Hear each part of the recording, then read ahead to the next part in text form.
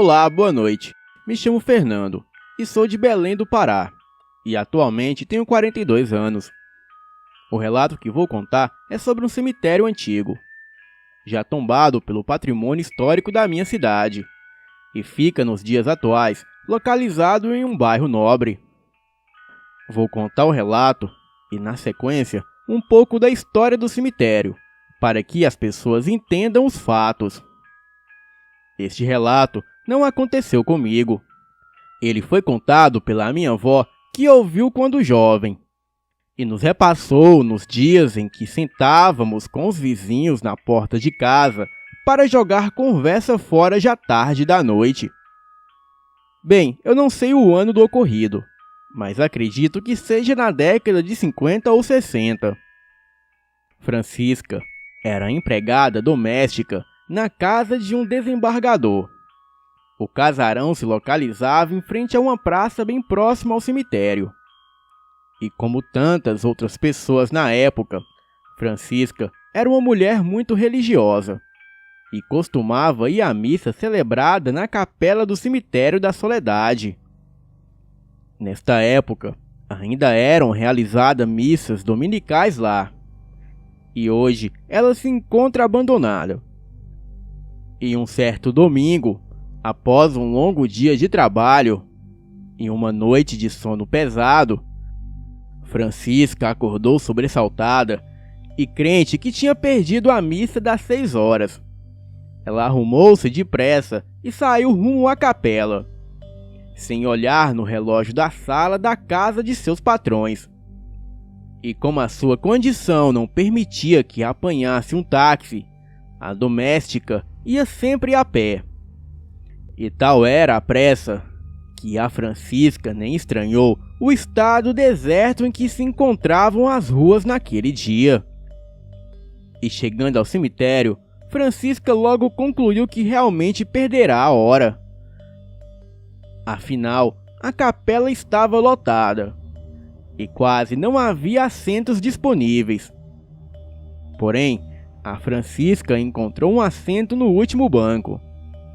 E após fazer as suas preces penitenciais, Francisca notou que o padre não estava no altar. E ao olhar ao seu redor, notou que todos seguravam velas em suas mãos. Alguns até portavam mais de uma vela em cada mão. E mesmo achando estranho, ela achou melhor baixar a cabeça e esperar a entrada do padre. E depois de esperar alguns minutos, que para Francisca parecia uma eternidade, pois ela ainda tinha que retornar a tempo de preparar a mesa do café dos seus patrões, Francisca resolveu perguntar a alguém sobre o motivo da demora em começar a missa. Ao seu lado só estavam sentados homens. E como a Francisca foi criada segundo a crença que uma mulher solteira não devia puxar assunto com homens desconhecidos, ela levantou-se e foi até uma jovem que estava ajoelhada, próximo do altar. Ela se ajoelhou e fez que estava rezando. E após perceber que a moça terminara a sua prece, perguntou se ela saberia informar por que a missa ainda não havia sido iniciada. E ao olhar com mais atenção para o rosto da jovem, a Francisca percebeu que ela era extremamente magra, e os seus olhos estavam fundos e olheiras profundas. Chocada com a face doentia da jovem, ela desviou o olhar para os outros e notou o mesmo aspecto em todos. E foi quando a jovem respondeu que ainda estava cedo demais para a missa começar. Francisca então replicou, perguntando o motivo daquela aglomeração, se a missa ainda estava longe de começar. A moça então respondeu que eles eram as almas dos que estavam enterrados no Soledade e haviam morrido vítimas de cólera. E estavam esperando as preces de seus parentes. Atordoada, Francisca saiu correndo, e ao chegar na casa dos seus patrões, entrou correndo e gritando. Assustados, Os patrões que foram socorrer a sua empregada no portão ouviram o seu espantoso relato. E após esse episódio, a Francisca acabou adoecendo, sendo acometida por uma misteriosa febre. Uma semana depois dessa febre, a pobre doméstica acabou enlouquecendo. O cemitério em questão foi inaugurado em 1850 e marca o momento histórico de enterros anteriores realizados em igrejas ou em suas imediações. O número de pessoas enterradas neste local ultrapassa os 30 mil, impulsionados pelas vítimas de duas epidemias, a febre amarela de 1850 e a cólera de 1885. Os enterramentos cessaram em 1880, mas as pessoas continuavam a visitar o cemitério, pois começaram a manifestar devoções às santas almas do purgatório ao lado do cruzeiro, que acontece até os dias atuais, e mais frequente nas segundas-feiras, com queima de velas durante o dia e a noite, e devoções de populares por algumas sepulturas específicas, que são consideradas santos populares, bem como a das escravas Domingas e Anastácia, e do menino Zezinho. Bem, este é o meu relato.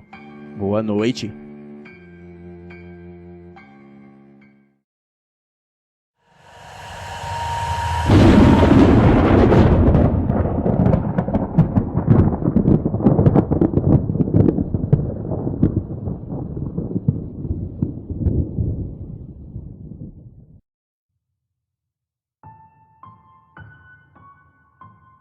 Essa história aconteceu com o irmão do meu avô, e vou chamar ele de Zuca. Cresci ouvindo meu pai contar essa história. Inclusive, essa era uma das mais pedidas do repertório sobrenatural do meu pai. E essa história aconteceu em Rosário, interior do Maranhão, há uns 60 anos atrás. Naquele lugar não havia estradas entre as cidades vizinhas, e o principal trajeto era através do rio. E também não haviam pontes construídas. Então, as travessias eram feitas de canoa. O velho Zuca trabalhava com isso. A fama dele na família era de homem sério, trabalhador, bem ignorante na forma de falar, mas um bom homem. E ele não gostava de conversa fiada e nem de fofoca. E dentro de casa, ninguém ficava com esse tipo de conversa perto dele, porque ele dava logo uns cortes bem boçais. Certa vez, uma vizinha estava na casa dele conversando com a esposa dele sobre um fato que estava acontecendo na cidade ultimamente. O povo estava falando que tinha uma assombração lá na margem do rio que Zuca trabalhava. A assombração começava por volta do final da tarde. Era uma voz que ficava murmurando e quase que gemendo como se estivesse com dor. Passador! Passador! E diz que a voz era fraquinha. Alguns diziam que a voz era feminina, e outros achavam que era masculina. Enfim, ninguém tinha coragem de ir ver o que era, mas todo mundo tinha certeza que era a alma de algum morto. Bem, ao escutar aquela conversa, o Zuca foi chegando e foi mandando o povo parar com essas fofocas dentro da casa dele. E disse que a assombração não existe para quem tem Deus no coração. E enfim, ele ficou com este papo. E não passou muito tempo que a vizinha tinha ido lá na casa do velho Zuca falar isso. Certa tarde, Zuca estava trabalhando, e quando já estava próximo das 6:30 da noite, não apareceu mais ninguém para atravessar o rio. Ele já estava ajeitando a canoa para ir embora. Desceu da canoa, ajeitou o que precisava ajeitar, e quando escutou meio a barulhos de sapo e grilos, uma voz que vinha de dentro do mato à frente dele, bem ali na margem. A voz vinha por entre as árvores, porém estava escuro, e Zuca não conseguia enxergar nada, porém ele conseguia ouvir. Passador! E de cara, ele pensou logo que fosse alguém querendo fazer brincadeira com ele. Lembrou da fofoca e não sentiu medo nenhum. Então, ele ouviu mais uma ou duas vezes calado, porém, estava sem paciência para gracinhas e mandou: Velho, vai procurar o que fazer. Quer passar? Te apressa que eu já tô indo embora. Zuca estava dentro da canoa, e mal ele havia calado a boca, e a canoa afundou no lado oposto dele, como se alguém estivesse entrando na canoa realmente. Ele perdeu um pouco do equilíbrio, pois não estava esperando que alguém fosse realmente entrar na canoa. E quando a canoa estabilizou, dando a entender que a pessoa estava acomodada, ele ouviu mais uma vez aquela voz, porém de dentro da canoa. Passador! Zuca era um homem grande e sisudo. Porém, ele mudou a feição nessa hora para um belo semblante de susto e terror, e não deu uma palavra. Ele tremia tanto que mal conseguia ter forças para remar. E começou a rezar pedindo forças a Deus para fazer essa travessia. E foi remando calado até o outro lado da margem. E quando Zuca apontou na margem, novamente se desequilibrou dentro da canoa. O peso agora deixava a canoa. Suando frio e tremendo de medo e quase desmaiando já, aquele homem corajoso e bruto que tinha Deus no coração ainda escutou um sinistro obrigado. E nunca mais se soube de voz assombrada gemendo lá pelas margens do rio. O meu pai disse que desde esse dia, o Zuca, que já não era de deixar ninguém ter liberdade para falar o que quisesse dentro da casa dele, piorou ainda mais. E se o assunto fosse assombração, ele ficava virado no giraia e dizia bravo: Até quem tem Deus no coração vê essas coisas do além. E eu não quero saber dessas conversas aqui. Bem, este é o meu relato. Boa noite.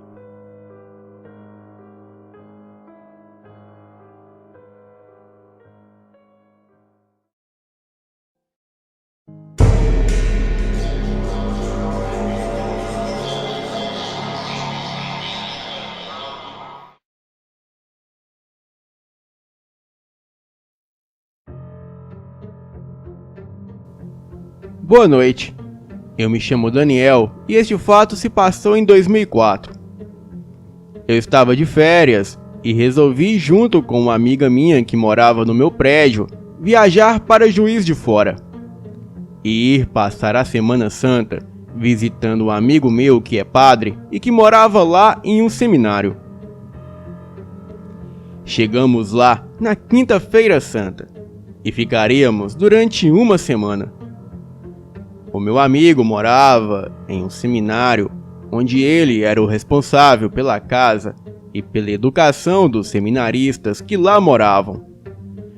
Mas, como era época de férias, alguns seminaristas viajaram para junto de suas famílias e por isso a casa estava bem vazia. O lugar era enorme, tinha muito verde, muitas árvores, vários prédios, muitos quartos, piscina, um campo de futebol imenso, algumas trilhas, um açude e até mais acima tinha um cemitério onde eram enterrados os padres da congregação.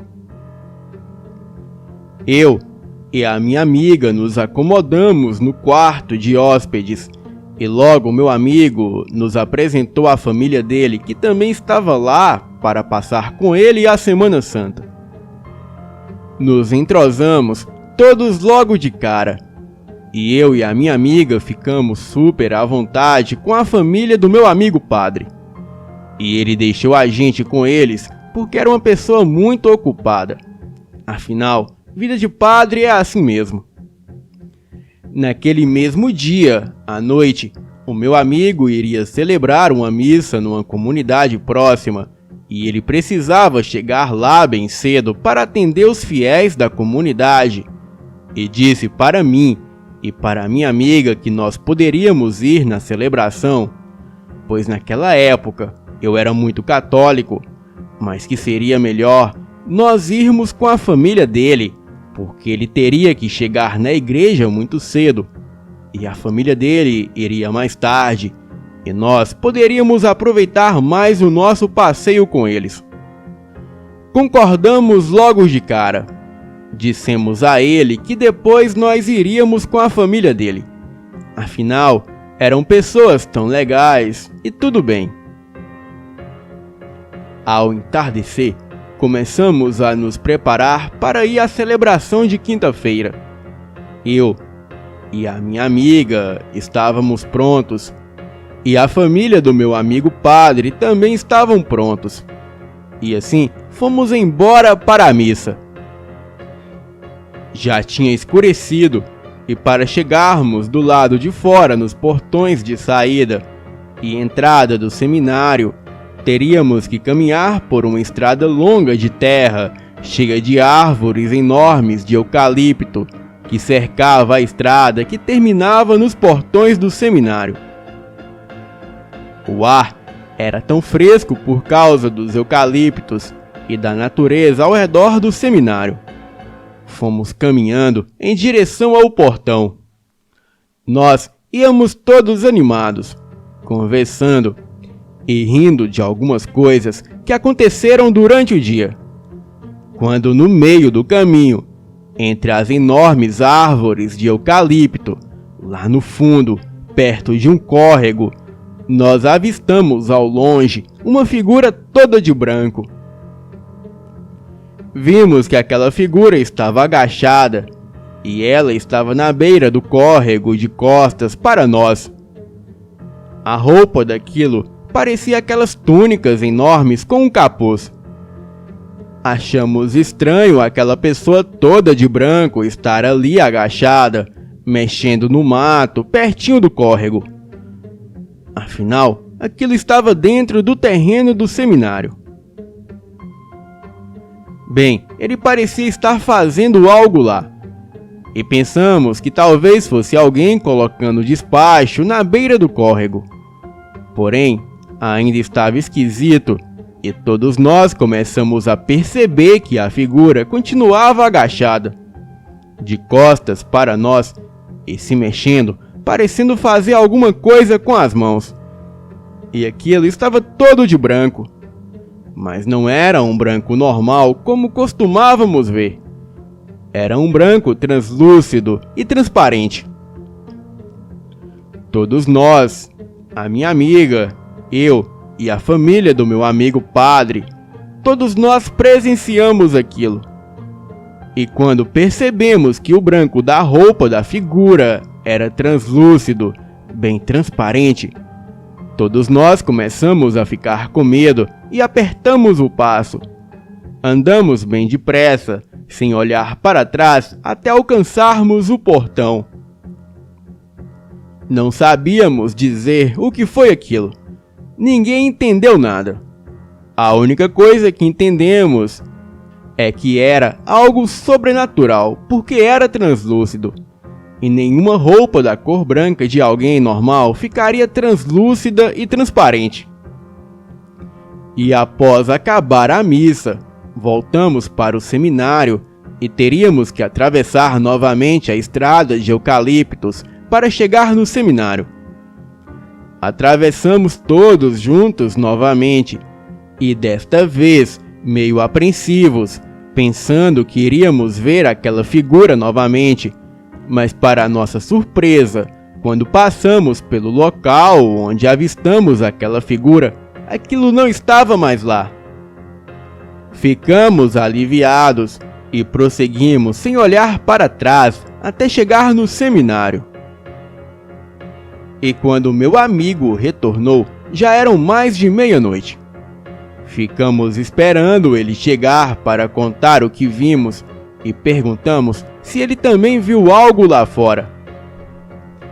Ele riu de nós e disse que estávamos todos loucos e delirando, porque ele não viu nada lá fora. E ainda ficou tirando sarro da gente. Bem, é normal que ele não acredite nisso por ser padre. Mas de uma coisa, eu e todos os que presenciaram, sabemos que aquela figura não era deste mundo. E aquilo que vimos realmente era algo sobrenatural. Boa noite.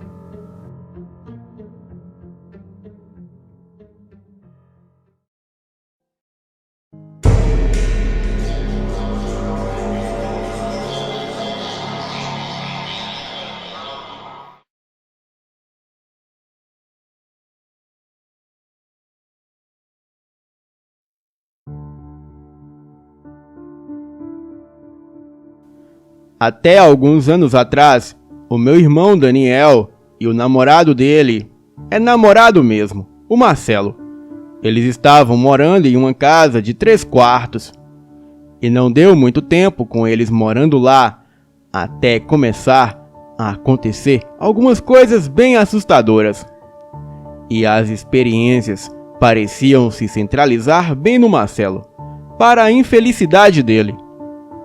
Numa noite, Marcelo estava dormindo sozinho no quarto de visitas, pois eu acho que ele e o Daniel estavam brigados, eu não tenho certeza.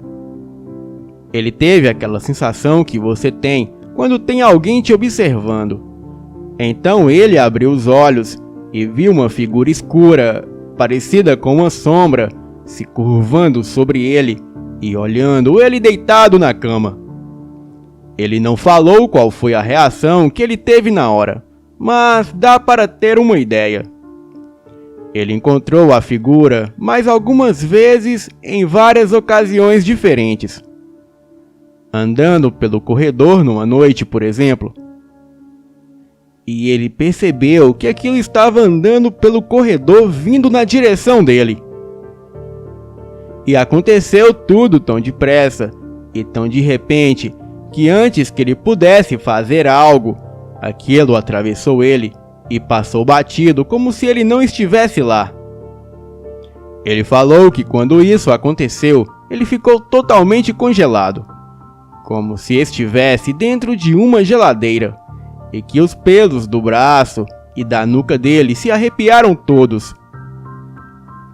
O Daniel e o Marcelo, depois de um tempo, fizeram uma redecoração na casa, o que consistiu em aumentar a sala um pouco empurrando uma das paredes. E com isso, eles acabaram aumentando o corredor também, que passava do lado dessa parede. E esse era o corredor que ia para os quartos e para o banheiro. E numa noite, o Marcelo estava entrando no corredor quando ele viu a figura. Aquilo foi seguindo pelo corredor, mas de repente se virou e atravessou a parede, na parte nova que o Daniel e ele tinham construído. O Marcelo sabia que o Daniel estava sentado no sofá vendo TV na sala, do outro lado da parede. Ele parou por um instante e gritou, perguntando se o Daniel também viu isso. E então o Daniel respondeu que viu. E ele falou depois que viu aquilo atravessar a parede, passar pela sala, entrar na cozinha, atravessar a porta, ir para a garagem, onde desapareceu. O Daniel e o Marcelo acharam que a figura estava indiferente com o desenho novo da casa e os seus movimentos ainda eram determinados pelo esquema da velha casa. Os dois continuaram a encontrar a tal figura, mas durante o dia. E aquilo ainda parecia ser atraído para o Marcelo, especialmente quando ele estava dormindo ou tentando dormir. Bem, e eu acho que ele finalmente, depois de um tempo, já não estava mais aguentando aquilo. E foi numa noite, quando ele abriu os olhos e viu aquela sombra quase sobre ele de novo. Ele pulou da cama, acendeu as luzes e, falando muitas obscenidades, ele falou alto e em bom som para que o fantasma o deixasse em paz.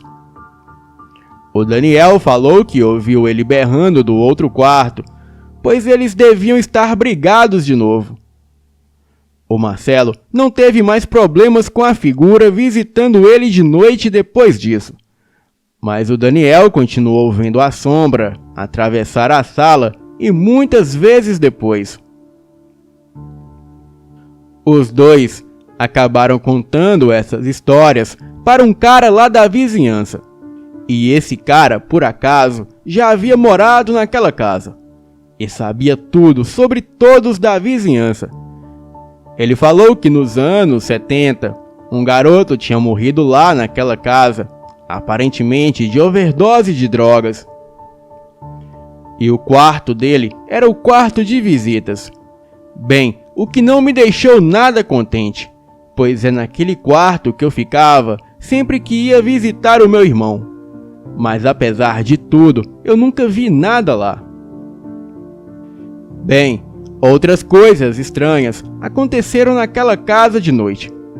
O Daniel e o Marcelo ouvem as vozes e o som de algum jogo de futebol vindo de algum rádio dentro da casa, porém nunca conseguem encontrar a fonte do barulho, sendo que os dois aparelhos de som deles estão sempre desligados quando isso acontece. E finalmente, um dos garotos da vizinhança que toma conta do cachorro deles quando eles estão fora da cidade também teve uma estranha experiência. Ele estava cuidando do cachorro por uns dias, e num dos dias, quando ele entrou na casa, encontrou vários pratos sujos na pia, onde não havia nenhum antes. E sabendo que ninguém tinha estado na casa, ou pelo menos não deveria ter, ele ficou assustado e saiu correndo de lá. E quando o Daniel e o Marcelo chegaram no dia seguinte, não tinham nada na pia. Tudo estava limpo. Bem, o Daniel e o Marcelo se mudaram daquela casa. E atualmente, eles estão felizes da vida por não estar encontrando atividades paranormais nenhuma naquela casa nova. Boa noite.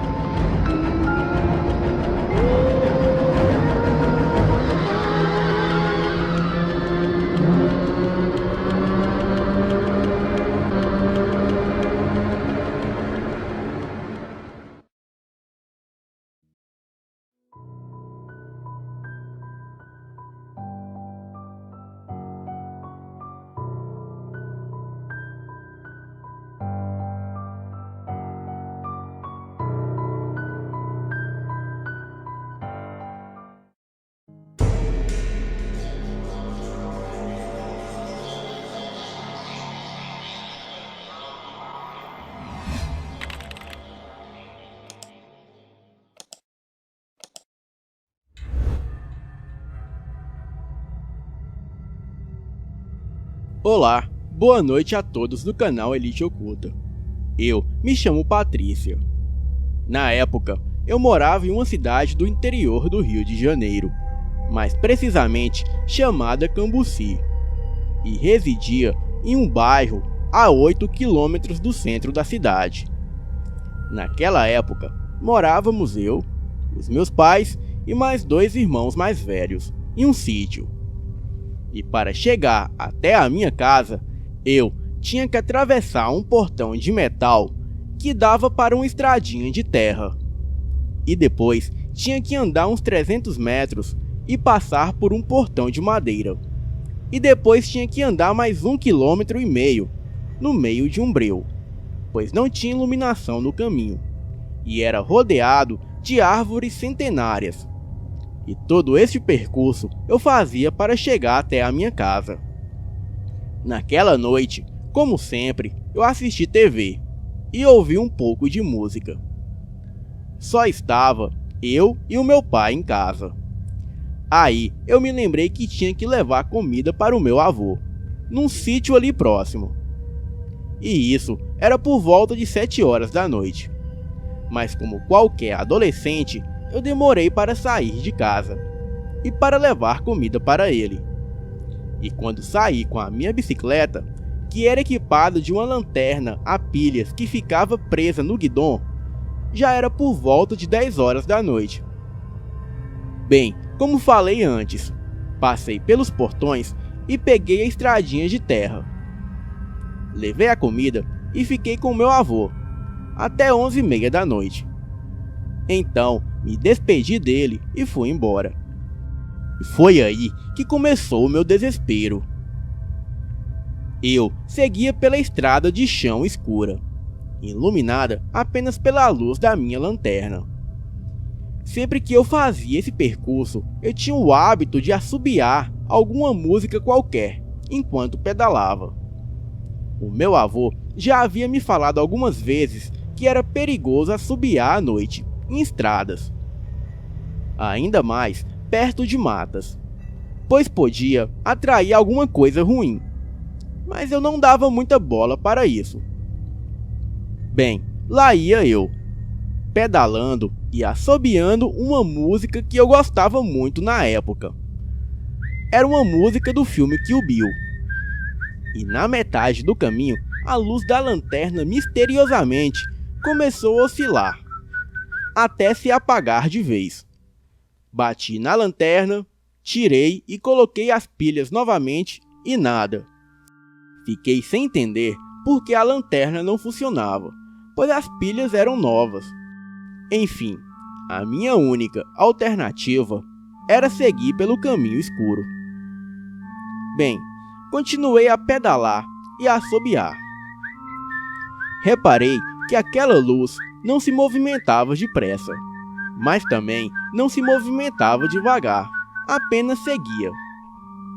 A princípio, eu achei que era alguém carregando um lampião em cima de um cavalo. Bem, aquela luz serviu de referência para me guiar pela estrada. Mas o estranho era que quanto mais eu me aproximava, a luz parecia estar na mesma distância de mim.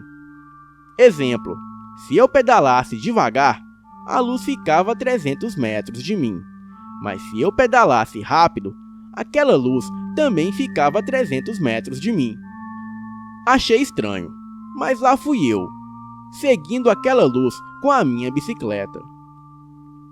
Até que a luz chegou no sítio onde eu morava e atravessou o portão de metal e entrou. Achei estranho, mas continuei seguindo. Logo, cheguei no portão de metal. Passei por ele e atravessei o portão de madeira. E foi quando eu senti um arrepio tomando conta da minha espinha. Fechei o portão como sempre, montei na bicicleta e segui em frente. Só que no meio do caminho, eu pude ver com mais detalhes aquela luz misteriosa. Aquela luz não vinha de um lampião, mas vinha de um cavalo enorme e totalmente negro. Ele tinha cabeça, mas a sua cabeça estava em chamas. Talvez fosse uma mula. Eu não parei para reparar. Só sei que quando eu vi aquela coisa, eu gritei como louca e disparei com a bicicleta, gritando por socorro e falando: "Jesus, me ajude!" Aí, aquela coisa começou a correr atrás de mim. Eu entrei em desespero, pois aquilo corria do lado da minha bicicleta sem o menor esforço, com seus cascos que faiscavam quando batia no cascalho. Por um momento, eu achei que aquilo me pegaria e me levaria para o inferno, ou me matasse, assim como nos filmes de terror, sei lá. Mas o curioso foi que no meio do caminho havia um pasto aonde ficavam vários cavalos. Provavelmente todos estavam dormindo àquela hora. Mas assim que passei disparada na bicicleta com aquela criatura me perseguindo, todos os cavalos do pasto começaram a relinchar e a dar pinotes. Aquela coisa parou e ficou olhando para os cavalos, que ficaram inquietos e apavorados, relinchando e dando pinotes. Em um breve momento, eu olhei para trás e pude reparar com mais atenção. E pude ver que aquela criatura não era um cavalo, e muito menos uma mula, mas sim era uma égua sem cabeça. Não consegui reparar direito na cabeça da criatura, pois o fogo que contornava a cabeça daquilo não era uma chama azul ou amarelada. Era uma chama muito vermelha, que mais parecia com sangue. Aproveitei a distração da criatura e pedalei o mais rápido que pude para casa, e continuei gritando por socorro. Neste meio tempo, o meu pai veio ao meu encontro, pois ele dizia que ouviu os meus gritos de terror. E depois disso, eu só me lembro de ouvir o meu pai dizer: "Credo em cruz, Ave Maria!" E em seguida, caí nos braços dele, desacordada. E fui acordar somente na tarde do outro dia. Assim que acordei, eu contei a ele todo o ocorrido. E pasmem, o meu pai disse que assim que eu desmaiei, ele me pegou nos braços. Ele disse que viu um pouco distante dali uma pessoa e um cavalo segurando um lampião. Ele logo reparou que aquilo não era coisa desse mundo, mas não deu muita bola para isso e me levou para casa. Ainda hoje eu tenho calafrios e fico com as minhas mãos frias e tremendo. Não sei exatamente o que aconteceu depois que eu desmaiei nos braços do meu pai. E sempre que tento falar deste assunto com ele desconversa e diz que não é bom ficar falando deste assunto. Vocês podem até não acreditarem em mim, mas naquela noite eu vi uma mula sem cabeça, ou égua sem cabeça, chamem como quiser. Um mês depois, aconteceu outra coisa parecida, mas dessa vez foi com uma amiga minha, que contarei outra hora. Eu tenho certeza do que vi, e procuro não sair à noite, pois como dizia o meu falecido avô, a noite depois de certa hora é de outra compreensão que não entendemos. Boa noite.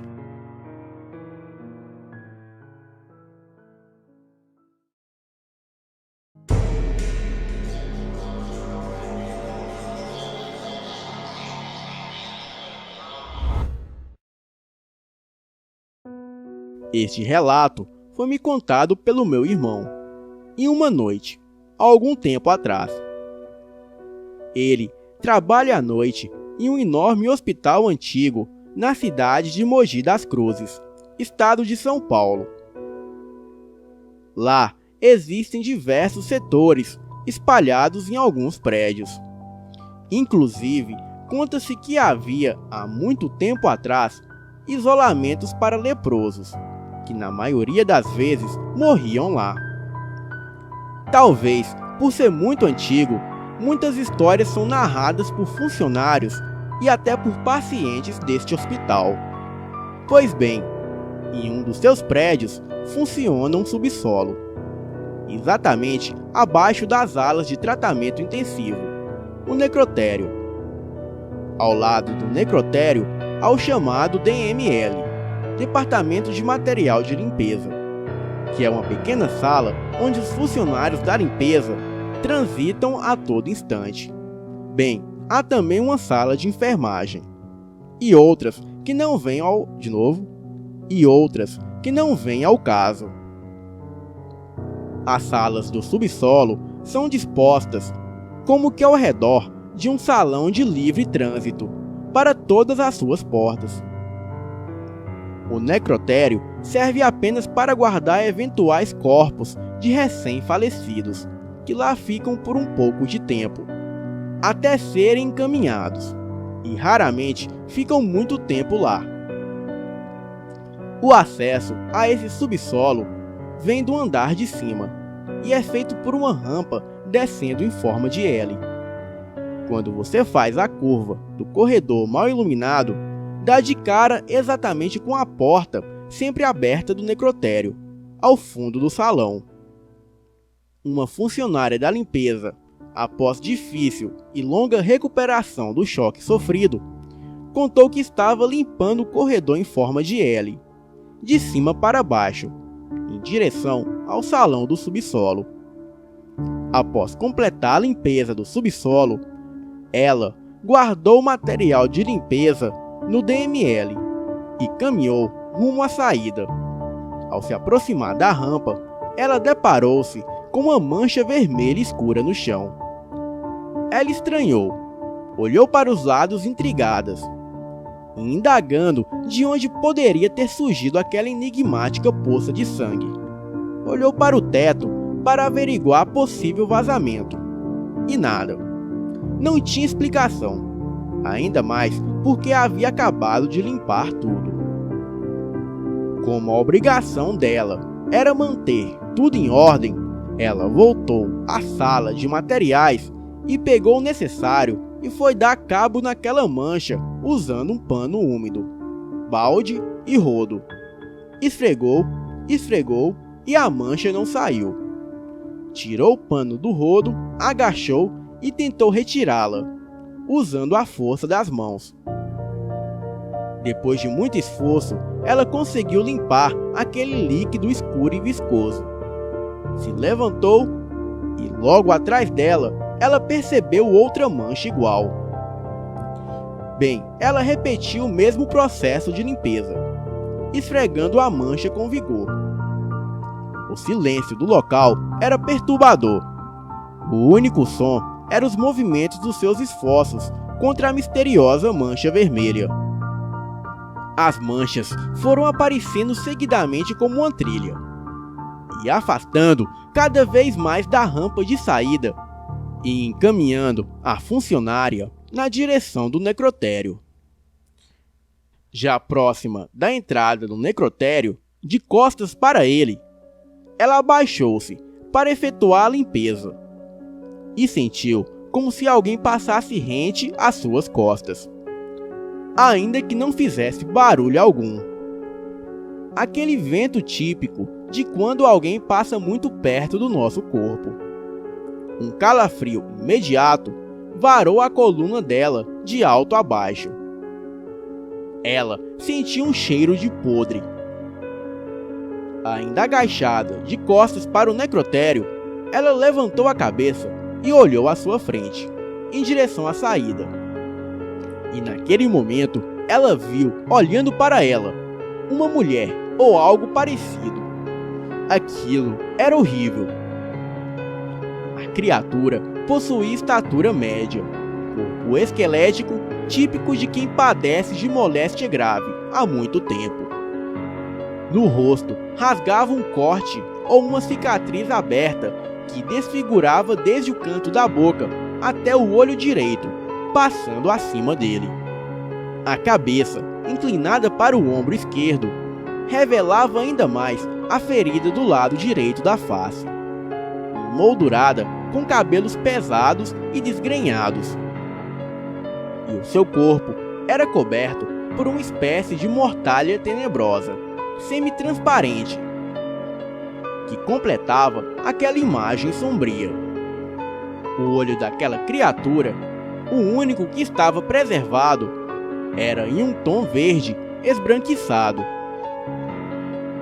E aquela coisa parecia sugar as forças da infeliz faxineira que observava aquilo de forma horrorizada. O rasgo ao lado direito da boca revelava uma parte dos dentes enegrecidos. E daquele imenso corte saía sangue vermelho escuro, escorrendo pela face, pescoço e tingindo parte da mortalha até o chão. E era onde novas poças de sangue se formavam sem tocar os pés daquele ser horripilante, que pairava a poucos centímetros do solo. O terror que se seguiu ao primeiro impacto da surpresa de saber que não estava só foi violentíssimo. Nos últimos instantes de lucidez, a faxineira sabia que não podia sair, já que o vulto guardava o acesso à rampa de saída. A sua única opção foi correr para a sala do necrotério vazia e de lá gritar com todas as suas forças. Até que em seguida ela desmaiou por completo. Os funcionários do hospital, que correram para atender aqueles gritos desesperados que ecoaram pelos corredores, não encontraram ninguém e nada pelo caminho, a não ser a pobre faxineira, cujo corpo estava sem cor e tremia muito, ao passo que dizia palavras desconexas, pela boca trêmula e roxa, que se calou logo em seguida. Levaram ela imediatamente para o pronto de socorro do piso superior, restando apenas duas companheiras de serviço, que se apressaram a recolher o material sujo no meio do salão. Dadas as circunstâncias, não notaram uma única poça de sangue logo à frente da rampa, e tampouco indagaram sobre a sujeira daquela misteriosa mancha vermelha escura. Mas aquele sangue vermelho que estava no pano era uma prova da veracidade do ocorrido. Na noite que meu irmão me contou essa história, eu acordei de madrugada e fiquei imaginando aquela mulher horrorosa com sangue vazando da cara, e não consegui mais dormir. Bem, mas eu fiquei me perguntando, de onde teria vindo aquela terrível criatura e quais seriam as suas intenções? Bem, eu não estaria disposto a descobrir. Boa noite.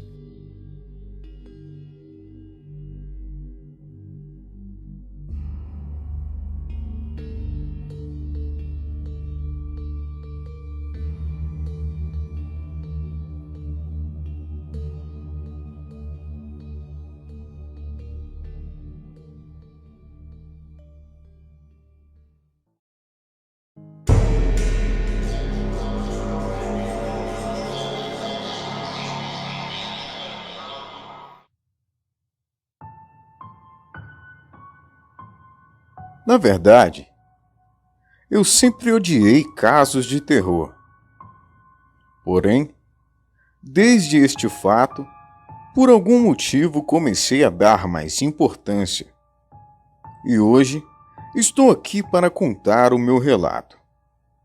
Primeiramente, mesmo que eu não gostasse de nada de terror, eu sempre amei histórias do folclore. Em especial, o do lobisomem, que percorre minha família desde o tempo do meu bisavô. Desde pequeno, minha mãe, meu pai, meu avô, meus tios e todo mundo da minha família sempre amou cães e lobos. E por causa disso, sempre tive um cachorro ao meu lado. E, consequentemente, me tornei um grande fã da história do lobisomem. Tanto pelas histórias que meu bisavô já tinha passado, ou a minha mãe. Foi horripilante. Sempre quando eu lembro da imagem, eu posso sentir um calafrio percorrer toda a minha espinha. Eu tinha apenas 14 anos. E como todo final de ano, Eu ia visitar a minha avó em Itapiúna, no Ceará. Ela morava em uma espécie de sítio, afastado da cidade. E por causa disso, eu podia desfrutar todos os anos das belezas da natureza. Muitas vezes, eu até acampava. Mas o fato mais marcante é que meu avô, que já tinha falecido, teria feito um grande caminho inteiro para uma linda árvore de laranjeira. E pelo menos uma vez eu iria vê-la durante a viagem. Dessa vez, mais velho, pude ir de bicicleta junto do meu primo para ver a laranjeira. Como toda mente adolescente, eu pensava que as histórias sobre o lobisomem eram lorotas. E por sair ao anoitecer, mais ou menos umas 7:30 da noite, minha avó brincou dizendo: "Cuidado, se o lobo te pegar, vai fazer de você picadinho." Eu não vou mentir, eu achava legal e tudo, mas achava uma grande mentira. E sempre que alguém me contava uma história sobre lobo, eu sempre achava mentirosa, mesmo não dizendo. Bem, saindo pelo caminho, acompanhado por cães da minha avó, logo pude perceber uivos grotescos vindo de dentro da mata que estaria ao redor de todo o caminho. Tenho que admitir, era horripilante aquele caminho. Uma estrada de terra com grama alta dos lados. Eu sempre me cagava quando passava por ali, de dia ou até mesmo de noite. Porém, infelizmente, o meu primo arregou no meio do caminho e decidiu voltar ao invés de me levar para a laranjeira, por causa da suposta raposa que estaria matando as galinhas por ali. Poderia nos atacar se estivessem pelas redondezas. Afinal, eu era um garoto da cidade. Mesmo sabendo que raposa é perigosa, eu achava que isso era o de menos. Poderia fugir de bicicleta ou atiçarem os cães nela. Eu continuei o caminho sozinho, com os fiéis cachorros que me seguiam por toda parte. Porém, cada vez que a gente escutava um uivo, os cães ficavam em alerta.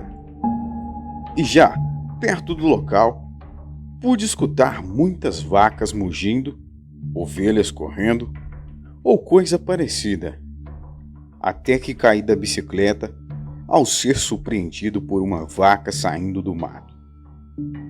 Por causa disso, eu fiquei com o pé atrás de ir na laranjeira e decidi voltar. Porém, os cães correram para a direção da árvore e eu não podia abandoná-los. Mas, na verdade, eu estava cagando de medo para voltar naquela escuridão. Eu deixei a bicicleta caída e entrei dentro do mato junto com os cachorros. Porém, quando eles viram uma espécie de criatura, eles pararam imediatamente em alerta e com muito medo.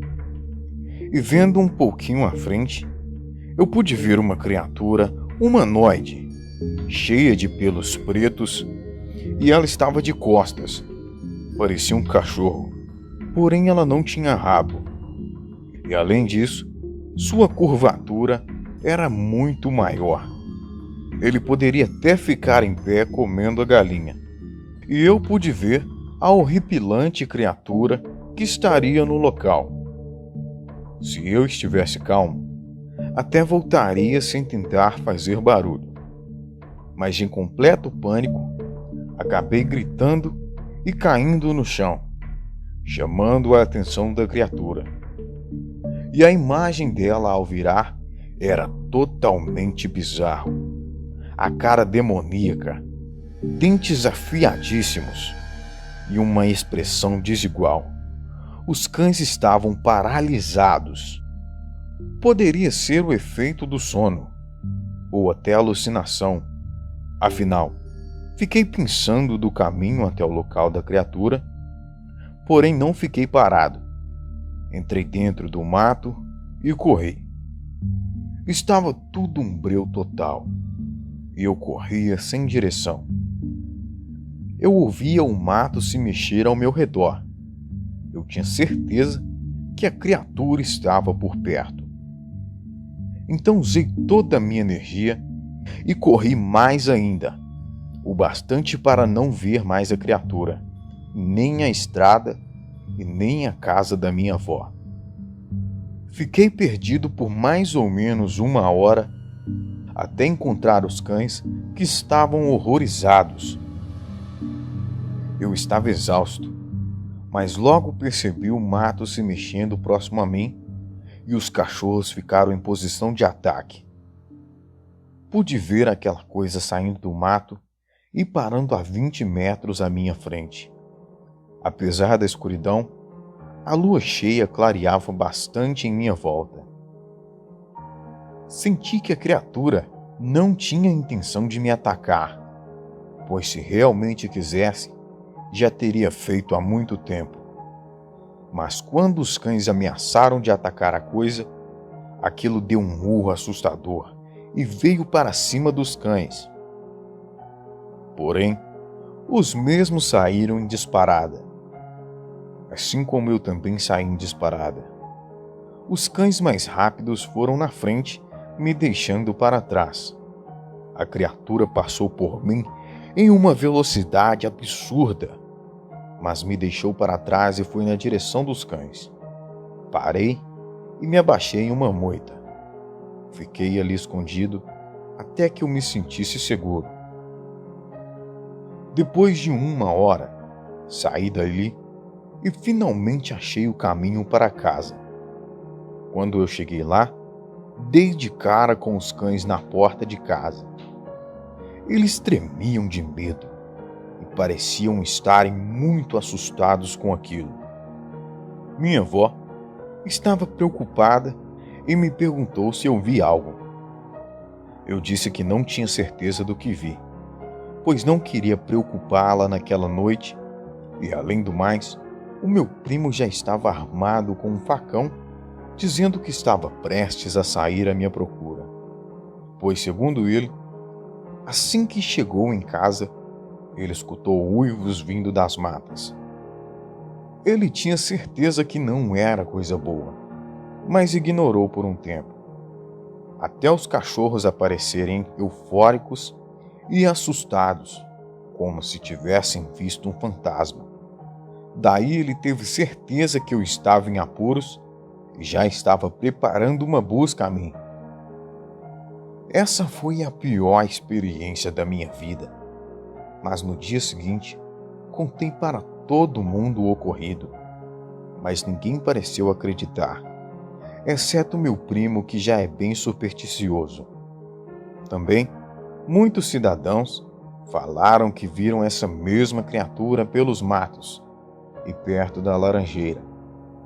Foi possível encontrar uma marca de garra que não se encaixava com nenhum animal desse mundo, além de que os cães que me seguiram nunca mais chegaram perto da laranjeira desde aquele dia, e muito menos eu. Para minha família, a árvore é conhecida por uma lembrança e marca de um passado perdido, mas para mim é conhecida como a árvore do horror. Será mesmo que aquela criatura que perseguiu a mim e os cães seria um lobisomem? Ou poderia ser um demônio ou espírito que guardava a árvore? O lobisomem poderia até ser o meu avô, caso vocês tenham a mente aberta. Mas de qualquer maneira, essa é a minha história. Boa noite.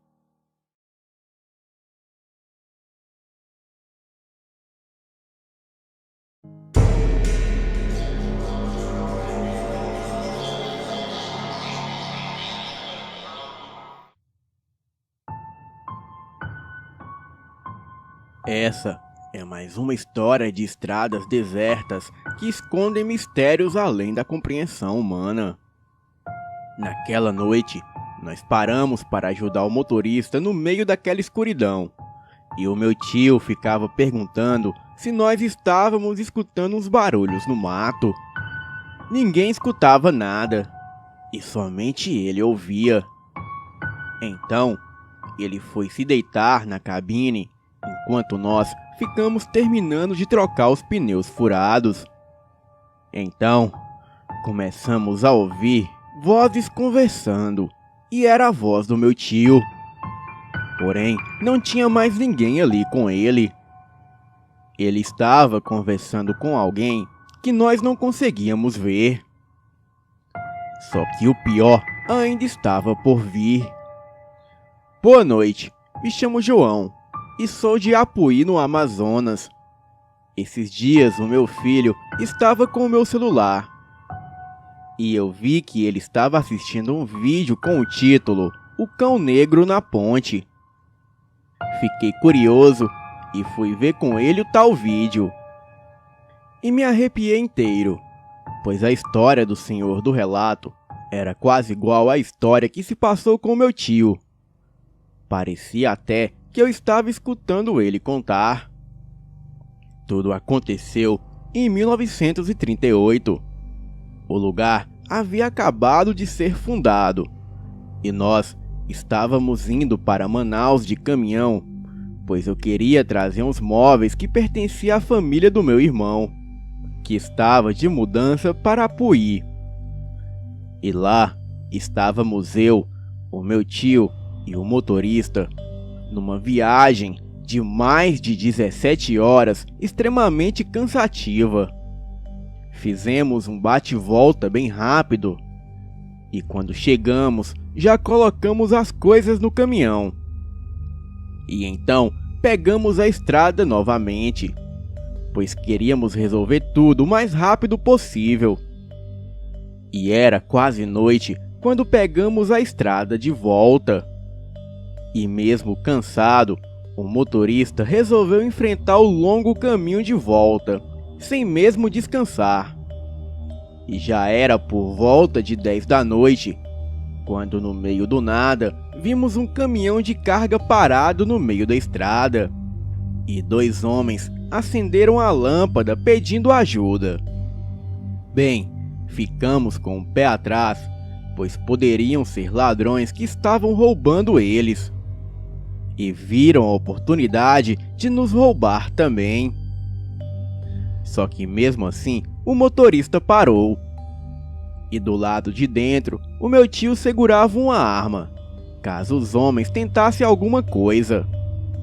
Então, o motorista disse o que aconteceu ao amigo. E o senhor de idade, que era o dono do caminhão, logo falou: furamos 2 pneus e tá muito difícil trocar aqui. Descemos e o ajudamos para ele se mandar daquela escuridão. Só que quando estávamos lá, trocando o pneu, o meu tio não parava de dizer: vocês estão escutando isso? E nós todos paramos para tentar escutar, só que não vimos nada. Então, voltamos a trocar o pneu. E uns minutos depois, o meu tio disse novamente: vocês escutaram agora? E nós não ouvimos nada. E começamos a rir dele, pois deveria ser o sono. Pois já fazia um tempão que nós não dormíamos. Então, ele levantou e disse que ia para o caminhão e ia dormir um pouco. E nós ficamos terminando o serviço. Só que uns minutos depois, nós conseguimos trocar os 2 pneus.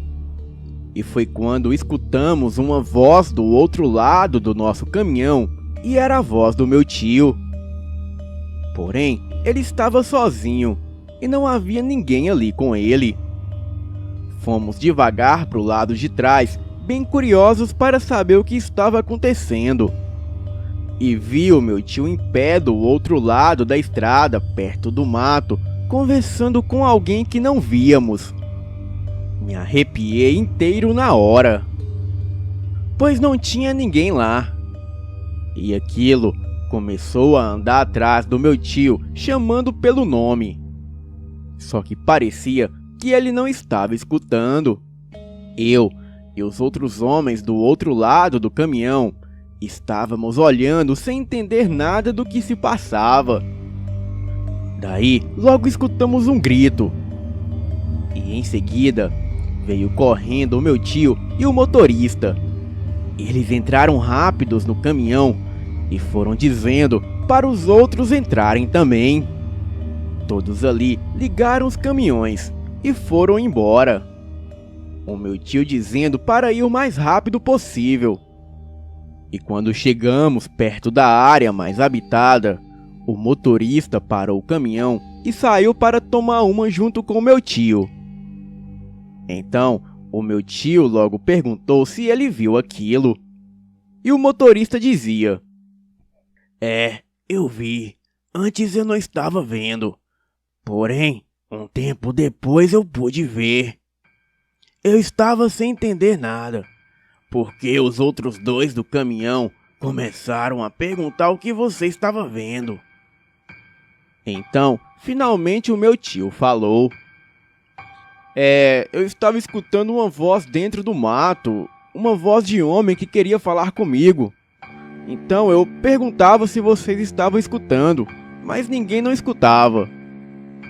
Daí eu apenas achei que era cansaço. E por isso eu fui até o caminhão me deitar. E daí, quando eu dei a volta para abrir a porta, tinha um homem idoso de pé do lado da estrada. Ele olhou para mim e perguntou se eu estava cansado. Eu disse que sim. E foi quando ele me convidou para descansar na casa dele.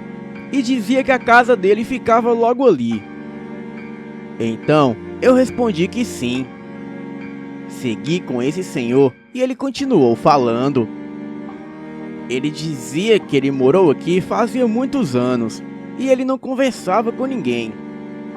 Então, eu perguntei ao velho por que ele morava no meio do mato.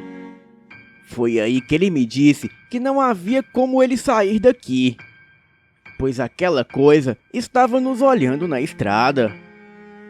Perguntei ao velho o que é que estava nos olhando. Então, ele apontou para o mato e disse: aquilo ali.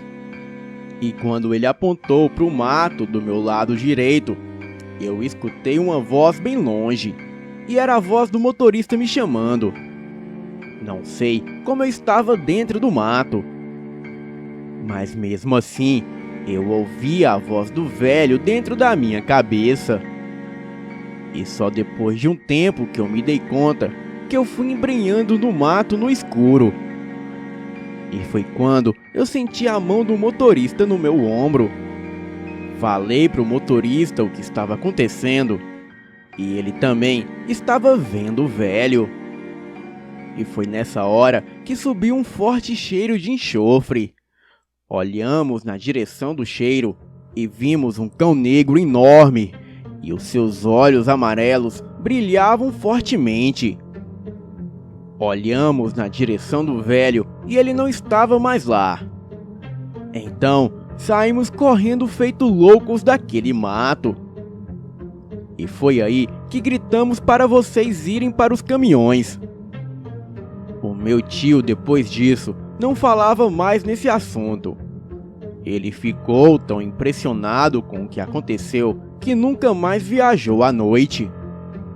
E eu também não gosto de lembrar daquela noite, mesmo não tendo visto aquela criatura que o meu tio viu.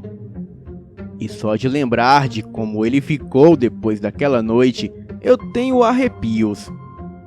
E até hoje não sei explicar o porquê de só ele ter escutado o velho na estrada.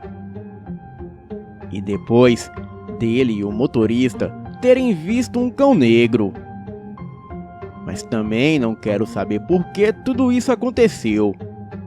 E prefiro ficar só com essas lembranças e sem nenhuma explicação. Boa noite.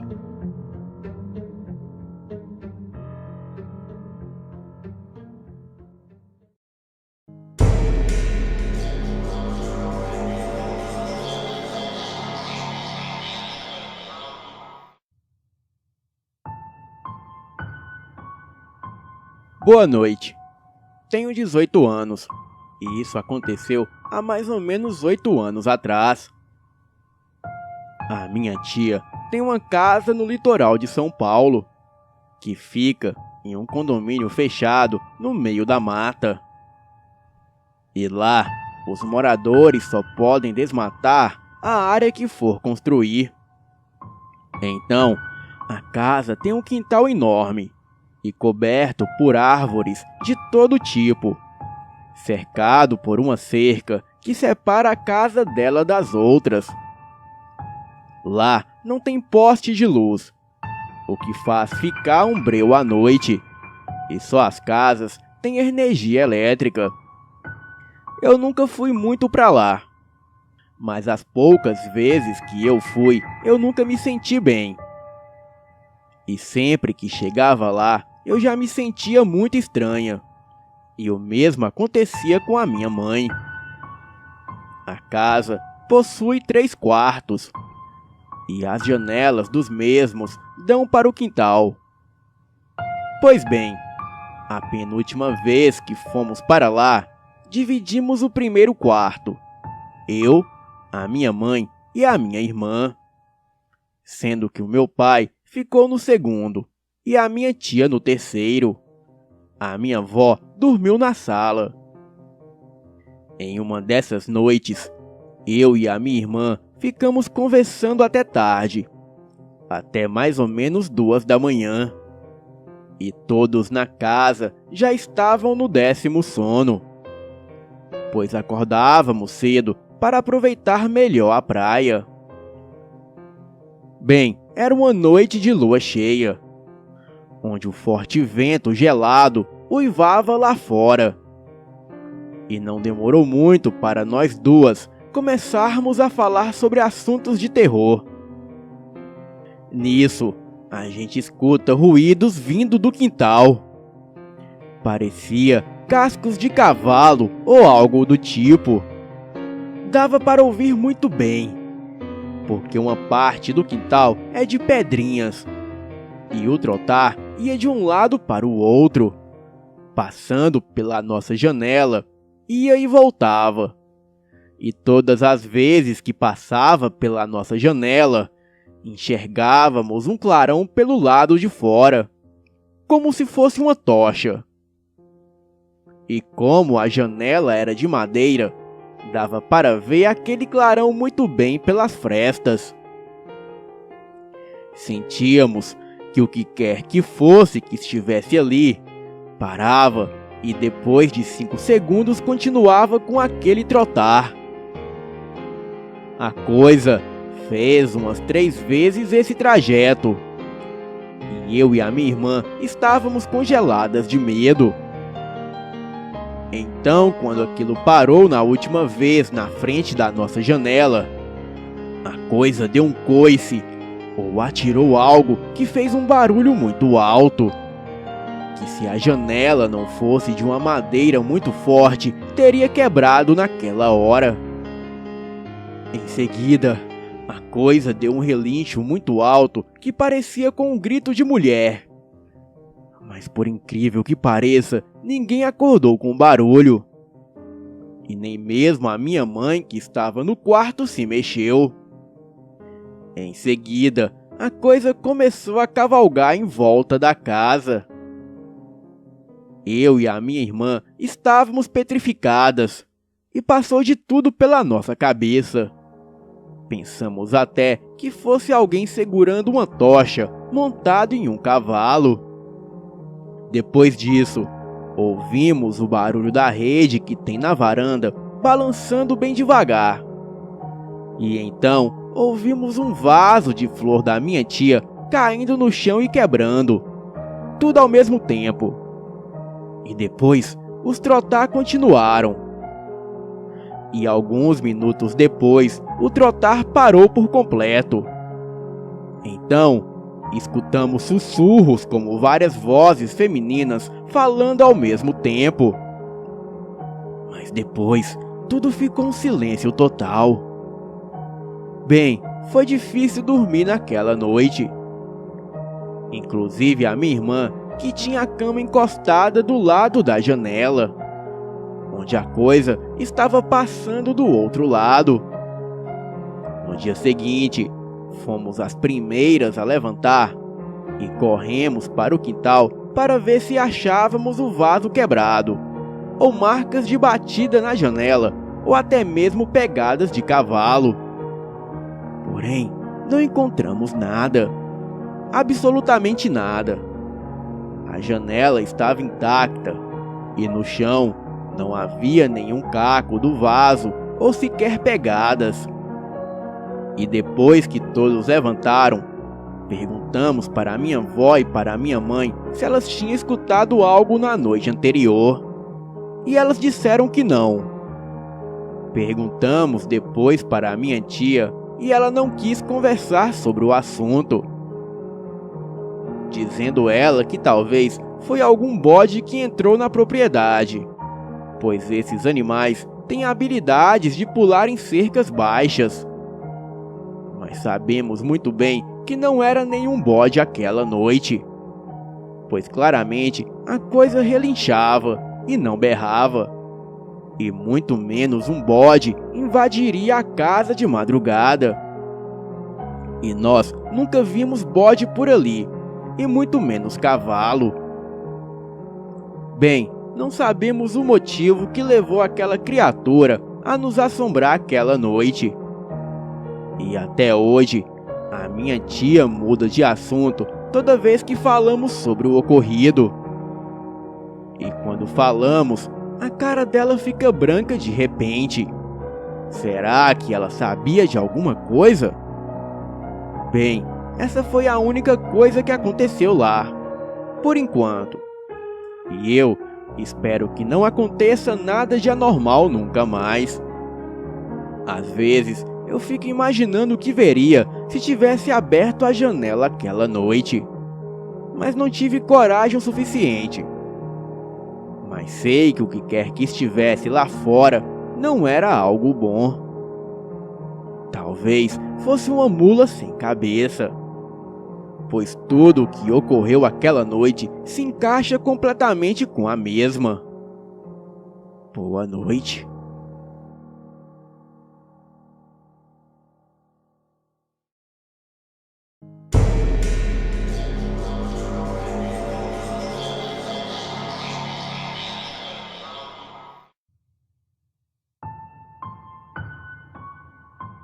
Este relato não ocorreu comigo, e sim há 8 anos atrás com o meu irmão chamado Pedro. E até hoje ele ainda se recupera deste pesadelo. Bem, vamos ao relato. Estava ele, sua namorada e um amigo viajando em um carro de passeio e passeava por uma estradinha de terra completamente abandonada. Eles estavam há um certo tempo viajando, até que chegou o final da tarde, já virando para a noite. Nessa etapa, ele passou por um posto de gasolina de beira de estrada e pediu informações sobre um determinado vilarejo que estava procurando, sendo que o rapaz do posto lhe indicou o caminho, mas lhe orientou a tomar cuidado, pois pessoas relatavam serem seguidas e atacadas por um pássaro muito grande e que seu tamanho chegava ao tamanho de uma pessoa comum. O meu irmão riu e questionou o rapaz se aquilo era sério mesmo. O rapaz então ficou calado e o meu irmão partiu naquela direção. E apesar de muita insistência do seu amigo para ficarem no posto para pernoitarem, o meu irmão não atendeu ao apelo do amigo. Então eles partiram. E passado algum tempo, já na escuridão da noite, eles começaram a passar por um caminho todo esburacado. O carro era todo rebaixado e o deslocamento era muito desconfortável. A estrada estava um breu absurdo, pois só se via à frente. e as laterais e a traseira era tudo um breu.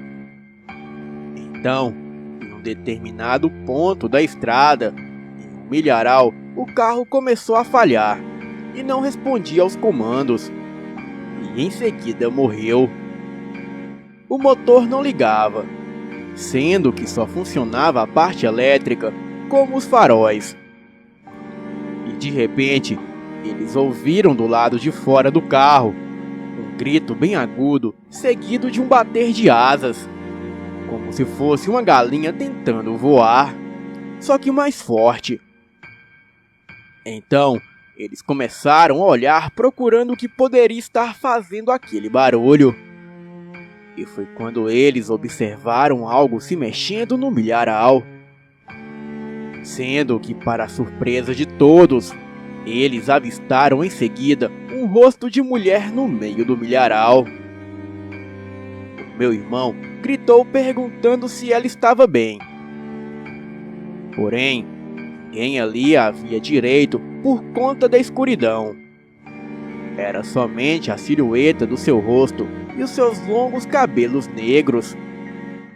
A namorada do meu irmão, que estava do mesmo lado do milharal onde estava a mulher, pegou o celular e jogou a luz na direção dela.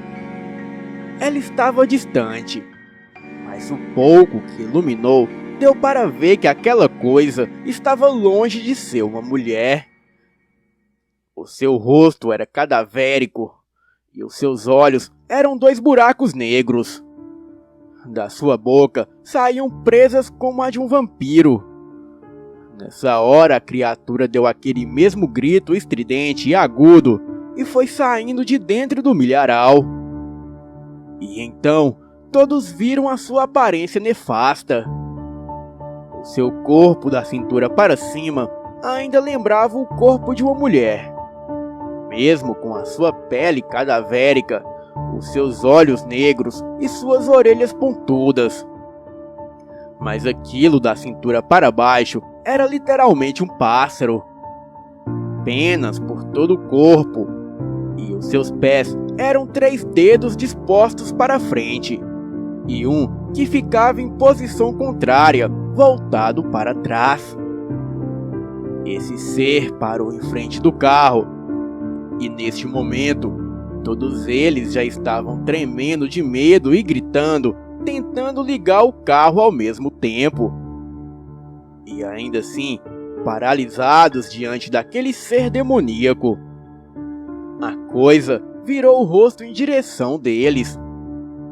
Deu uma encarada com seus olhos negros e fúnebres, e depois virou-se para outra direção e voou em alta velocidade para o milharal. E quando a coisa saiu, imediatamente o carro começou a funcionar. Então, eles saíram em disparada, em meio aos buracos da estrada. Porém, conseguiram sair dali. Levaram em torno de 1 hora para sair daquela estrada. Enquanto isso, eles escutavam aquela criatura os perseguindo e voando sobre o carro. E também soltando aquele grito aterrador e um assobio sinistro, que lembrava muito o assobio de uma rasga-mortalha. Chegando na cidade mais próxima, eles comentaram o acontecido com algumas pessoas, e assim descrevendo o que haviam visto. E as pessoas disseram a eles que naquele trecho da estrada havia um índice muito grande de pessoas desaparecidas, as quais nunca mais eram encontradas. Quanto a outros, relataram terem visto um enorme pássaro voando sobre as suas casas durante a noite. E ninguém sabia se essa criatura tinha alguma ligação com o desaparecimento das pessoas. Depois de ouvir essa história do meu irmão, de sua namorada e do seu amigo, eu vi a cara que eles estavam enquanto me relatavam isso. E por isso eu acredito que essa história é real. Bem, eu fiquei com muito medo, mas mesmo assim, eu decidi pesquisar a fundo que criatura era essa que eles avistaram naquelas estradas. E a conclusão que cheguei é que tal criatura se assemelha muito a Matinta Pereira. Trata-se de uma velha bruxa que à noite se transforma em um pássaro agourento que pousa sobre os muros e telhados das casas e se põe a assobiar. E só para quando o morador, já muito enfurecido pelo estridente assobio, promete a ela algo para que ela pare. Geralmente tabaco, mas também pode ser café, cachaça ou peixe. E assim, a Matinta para e voa. E no dia seguinte, uma velha mulher, muito parecida com uma bruxa, vai até a casa do morador perturbado para cobrar o combinado. E caso o prometido seja negado, uma desgraça acontece na casa de quem fez a promessa não cumprida. Também achei outro ser que essa criatura se assemelha muito, que é o Mananagal, uma criatura metade mulher e metade pássaro do folclore filipino. Mas afinal, se for de fato Mananagal, o que essa criatura estaria fazendo aqui no Brasil? O certo é que nunca vamos saber. Mas de uma coisa eu tenho certeza. Depois deste ocorrido, o meu irmão ficou traumatizado e evita a todo custo viajar à noite, seja para onde for. Boa noite.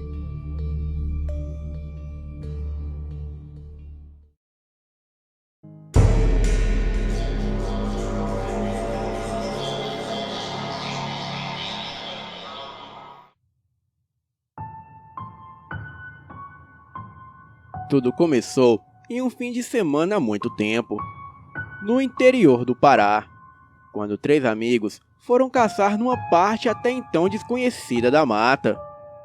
Pois bem, durante a caçada, um dos caçadores, chamado Beto, começou a fazer o seu mutar em uma árvore bem alta. E os outros fizeram o mesmo. O caçador, chamado Bena, e o outro, chamado José, fizeram o mesmo. Então, foi quando Beto disse: "Homem, vocês estão sentindo esse cheiro podre?" "Rapaz, essa mata tá com cheiro de podre mesmo", disse o Bena. O José seguiu o rumo do fedor. Foi quando achou uma pegada estranha, e ao redor de onde tinha essa pegada, o cheiro de podre era muito mais forte. O Beto chamou o Bena e o José para eles verem aquilo. Então, eles viram. Era uma pegada grande, um pouco semelhante à de uma pessoa descalça. Só que aquela pegada tinha o dobro do tamanho de um pé normal. E parecia larga demais. Era muito estranha mesmo. "Bem, é melhor a gente subir logo nas árvores e cada um ficar atento, pois seja lá o que for, o bicho tá perto", disse Bena. Esperaram até anoitecer e nada. E apenas ouviram barulhos vindo do fundo da mata. "Será que é o tal do Mapinguari?", disse o José. "Rapaz, se for eu não sei, mas é melhor a gente não mexer com ele", disse o Beto. Parece que o bicho só morre com um tiro na boca. Se ele aparecer, nós vamos ver aqui. E se ele mexer com a gente, eu vou tentar acertar esse safado filho de uma peste", disse o Bena. Então, eles ficaram atentos. E nada do Mapinguari e nem de caça nenhuma. E quando começou a amanhecer, só foi possível sentir um som de árvore quebrando e um estrondo muito forte que vinha de não muito longe de onde eles estavam. E sem dar um pio, todos eles ficaram calados. Em seguida, um grito alto ecoou de tão perto que eles tiveram que tapar os ouvidos. Todos foram logo preparando as suas espingardas. Porém, era tarde demais para fazer qualquer coisa.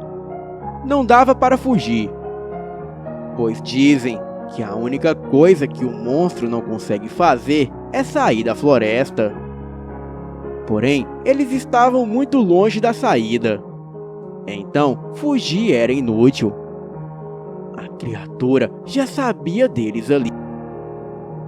E aquele barulho parou depois de um tempo. Os três começaram a conversar em voz baixa. "Será que ele já se foi?" disse o José. "É melhor não arriscar não. Melhor a gente ficar aqui em cima dessas árvores", falou Bena. O Beto achou melhor que eles ficassem calados. E depois de algum tempo, começaram a ouvir assobios de dentro da mata. Assobio que só os caçadores fazem para se comunicar. E antes que o Bena fosse assobiar, o José disse que não, porque aquele assobio não era de gente, e sim do Mapinguari, tentando saber onde eles estavam. Agora é a melhor hora pra gente sair daqui", disse o Beto. Também acho uma boa ideia, já que o bicho não sabe ao certo onde estamos, disse o Bena. Então, eles desceram do mutar e seguiram em passos calmos para não fazer qualquer barulho alto para não atrair a criatura.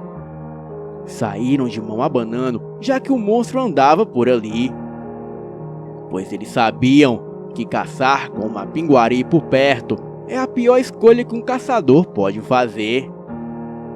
O José ia na frente do Beto e do Bena e fez sinal para eles pararem. E antes que eles pudessem ver, aquilo rosnou.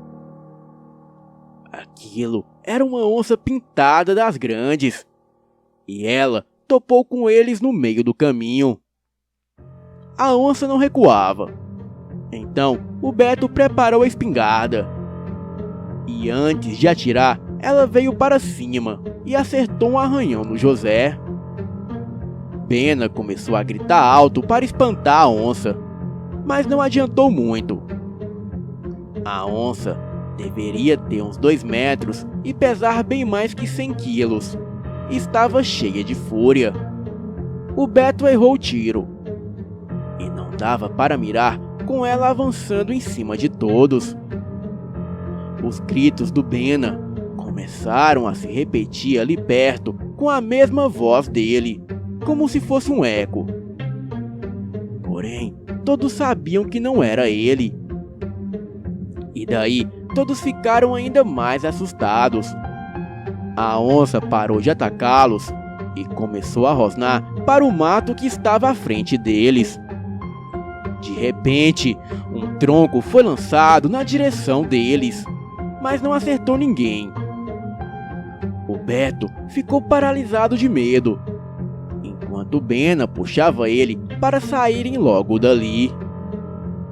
O José pegou a espingarda do chão. Ele ainda estava muito machucado dos arranhões que a onça lhe acertou. A criatura se revelou, dando murros e arrancando e quebrando pequenas árvores. Com certeza era uma Mapinguari. O bicho devia ter por volta de uns 3 metros e era todo peludo. Os seus pelos eram de cor avermelhada e aquilo só tinha um grande olho no rosto. Gritava alto, com uma boca na vertical em sua barriga cheia de dentes estranhos. O resto do bicho parecia com um gorila, porém com garras enormes. A onça avançou na criatura, mas ele não parecia sentir as investidas dela. A criatura puxou a onça pelas pernas e com a outra mão, o Mapinguari segurou na cabeça da onça e rasgou a coitada no meio. O Bena carregava o Beto nos ombros e saíram correndo. O Bena era um homem grande. O José acertou vários tiros na criatura enquanto eles corriam à frente. O monstro gritava alto e bufava de raiva. Dava murros fortes nas árvores, que chegava a rachar e a quebrar os troncos grandes. Aquela fera possuía muita força, e os tiros que o José lhe acertava não lhe causavam nenhum efeito. Até que o José acertou o último tiro no único olho que o bicho tinha. "Toma, seu safado! Agora tu não enxerga mais a gente!" gritou José enquanto o bicho se debatia e dava socos no chão. Eles conseguiram sair da mata. Mas antes de se distanciar, eles perceberam que o monstro também saiu. Mas quando a criatura sentiu que tinha saído, voltou para a beira do mato e ficou gritando. Rugidos altos e apavorantes de deixar até os mais corajosos com medo. A criatura ia sentindo o que tinha ao redor com as mãos, e quando tocava em alguma árvore ou pedra, ele arrancava do chão e arremessava para frente, na tentativa de acertar os caçadores. Mas como estava cego, os troncos, as árvores e as rochas grandes passavam longe deles. O Mapinguari dava socos tão forte no chão que os caçadores sentiam o chão tremer. A fera era terrível, e eles só ficaram ali olhando aquilo. E foi quando o Mapinguari saiu para dentro da mata, derrubando tudo quanto era galho e árvore. Os caçadores saíram sem caça daquela mata, mas por sorte saíram com vida. Boa noite.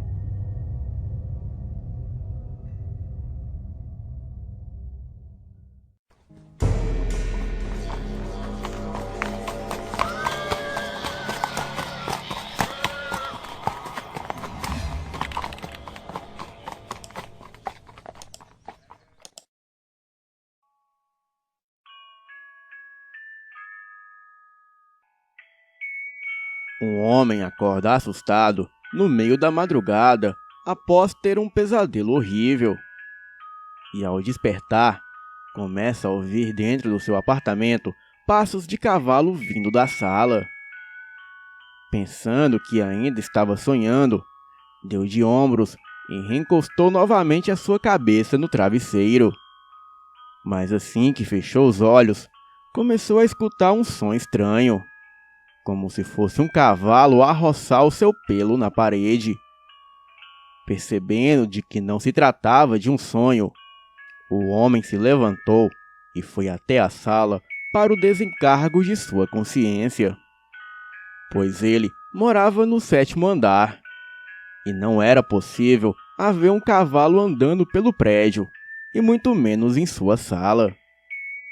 Mas quando o homem chegou até a sala de sua casa, viu uma luminosidade estranha na escuridão e insidiosamente foi arrebatado ao chão depois de sentir uma forte dor em seu peito, porém sem saber o que a havia causado. No centro histórico de São João del Rei, num apartamento alugado de arquitetura sombria e misteriosa, a campainha da porta de entrada tocou, e o professor universitário aposentado, o Dr. Honorato, o maior folclorista do Brasil e especialista em mitologia e no sobrenatural, abriu a porta. E com um olhar penetrante e misterioso, ele disse: "Eu sabia que um dia você iria me procurar. Por favor, entre." Pela porta entrou um homem distinto e garboso, que ao se sentar junto com o Dr. Honorato, se apresentou como Alencar, um investigador criminal, e disse: "O senhor sabe quem eu sou?" "Não, eu sei o que você quer." "E o que eu quero?" "Você quer respostas para suas perguntas." "E o senhor pode me dá-las?" "Se você não as fizer, como poderá saber?" "Doutor Honorato, o meu nome é Alencar."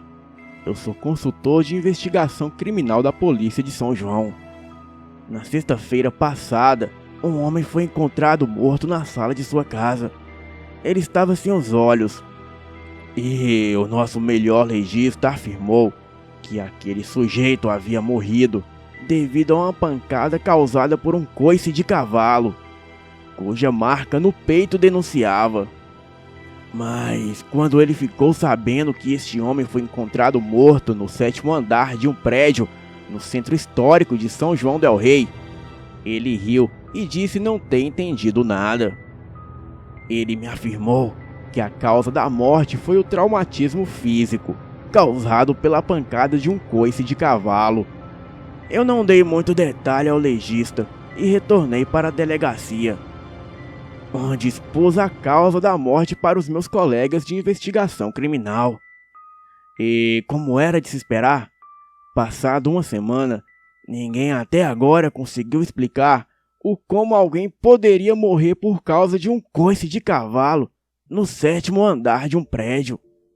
Foi então que, depois de encontrar vestígios de enxofre na cena do crime e marcas nos objetos de uma queda de temperatura bruta na hora do crime, eu pensei que talvez o senhor pudesse me dar respostas das quais eu não consigo alcançar. Depois de 1 minuto de silêncio, enquanto andava de um lado para o outro no meio da sala, o Dr. Honorato virou-se para o Alencar e disse: Eu preciso de mais detalhes para descartar todas as hipóteses possíveis. Dê-me o arquivo do caso e me deixe trabalhar em casa. Em 1 semana eu encontro o assassino para você. Dr. Honorato foi tão confiante naquele encontro, desde que abriu a porta de sua casa, que Alencar imediatamente deixou a ficha do caso com ele, colocando-a sobre a mesa. Olhou para o Dr. Alencar e disse: 1 semana? E o Dr. Alencar acenou com a cabeça afirmando que sim. E após deixar a ficha sobre a mesa, Alencar saiu do apartamento e, antes de entrar no elevador, disse: Dentro de 1 semana estarei aqui. Alencar então se despediu com os olhos e fechou a porta. Em seguida, foi até a mesa, pegou a ficha do caso e foi até o seu quarto. Colocou sobre o seu quadro negro, que possuía para fazer as anotações dos seus livros, e colou ali todas as fotos e informações sobre o caso. Em seguida, o Dr. Honorato se sentou em sua cadeira de balanço e ali ficou durante horas e horas a analisar o caso. O quadro continha as fotos do corpo com a marca da ferradura no peito e fotos da ferradura caída ao lado do corpo no chão. Testemunhas oficiais, como o porteiro do prédio e uma prostituta de rua, dizendo que ouvia minutos antes do crime passos de cavalo na rua e depois no prédio. E por fim, o relatório do legista. Depois de 3 dias, somente analisando em silêncio todo aquele material colado no quadro, o Dr. Honorato se manifestou. Ligou para o investigador Alencar e convocou um encontro com ele naquele momento, em sua casa. Alencar saiu da delegacia e foi até o prédio do Dr. Honorato, no centro do Rio. E lá, chegando e se acomodando, ouviu do Dr. Honorato a seguinte explicação: Meu caro Alencar, o caso que você me trouxe para estudar é o primeiro do tipo que você pega? Do tipo bizarro e inexplicável, sim. Bem, bizarro sim, inexplicável não. Então, você sabe quem é o assassino? A questão aqui não é quem matou aquele homem, mas sim o que o matou. Como assim? Ora, meu caro detetive, se o que eu vou lhe dizer agora não soasse absurdo, lhe seria óbvio. Um cavalo que mata um homem no 7º andar de um prédio não é quem você procura, mas sim o que. E o que você procura, por mais estranho que isso possa lhe parecer a princípio, é a mula sem cabeça. Alencar deu um sorriso irônico para o Dr. Honorato e disse: "Como é que é? Mula sem cabeça? Você tá brincando comigo, não?" Ora, o detetive aqui é você. E, no entanto, você é que veio procurar minha ajuda. Se acaso você conseguir explicar como um homem pode morrer com um coice de cavalo no 7º andar de um prédio, então eu retiro a minha afirmação. Espera aí, isso não pode ser possível. Eu vim aqui pensando que o senhor iria me dizer que o assassino foi um mentalista, um mágico, uma bruxa, até mesmo um fantasma. Mas isso? Mula sem cabeça? Isso é completamente sem precedentes em minha vida. Então, quer dizer que isso é real mesmo? O senhor não está brincando? O Dr. Honorato maneava a cabeça, dizendo que não estava brincando. Alencar então se sentou no sofá e disse: "Vai, Dr. Honorato, diga o que o senhor descobriu." "Meu caro detetive, o que você procura é a mula sem cabeça. Reza a lenda que no interior de Minas Gerais havia uma bela mulher que ia todos os dias se confessar com o padre na igreja. E depois de algum tempo, ela confessou ao padre que estava apaixonada por ele. O padre, de início, resistiu àquela paixão e à beleza fulminante daquela mulher. Mas com o tempo, ele não aguentou mais. E então, começaram a ter ali mesmo na igreja um relacionamento amoroso, que eles, por motivo óbvio, mantinham em segredo de toda a população da cidade, que, como de costume, já havia começado a desconfiar dos dois e comentar do possível romance entre eles.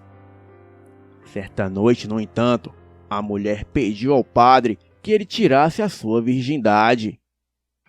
O padre, já completamente apaixonado pela moça, não se negou. Levou-a até a sacristia da igreja, e ali eles passaram a noite transando loucamente. E assim foi durante todos os dias, a semana toda. Todavia, quando chegou a noite de quinta para sexta-feira, os dois estavam lá trancados na sacristia da igreja, quando no clímax da relação, ela tirou a sua roupa e, estando nua em frente ao padre, de repente ela começou a se sentir mal. E dentro de um minuto, viu seu corpo se transfigurar no corpo de uma mula sem cabeça, que soltava fogo pelo pescoço. Desesperada e morrendo de vergonha, a mula sem cabeça saiu correndo da igreja e percorreu 7 povoados da região. E em cada um deles em que encontrava uma pessoa pela estrada, a atacava e arrancava os seus olhos e depois os comia, tirando as unhas de suas vítimas, e limpava os seus dentes de mula com as unhas da vítima. E quando o sol raiou, a mula sem cabeça se transformou novamente em mulher. Ela então, no meio do mato, ficou completamente nua. Foi até a casa mais próxima e roubou algumas roupas do varal. Vestiu-as e retornou à igreja, à procura do seu padre amado. Lá chegando, se encontrou com ele. E ambos, chorando, terminaram o relacionamento por medo do que ela poderia fazer com ele. E ela é que quis terminar o relacionamento. E mesmo com muita insistência dele, ela não voltou atrás. Terminou tudo e foi para sua casa. E lá ficou deprimida durante toda a semana. No entanto, na noite de quinta para sexta-feira, ela começa a se sentir mal novamente.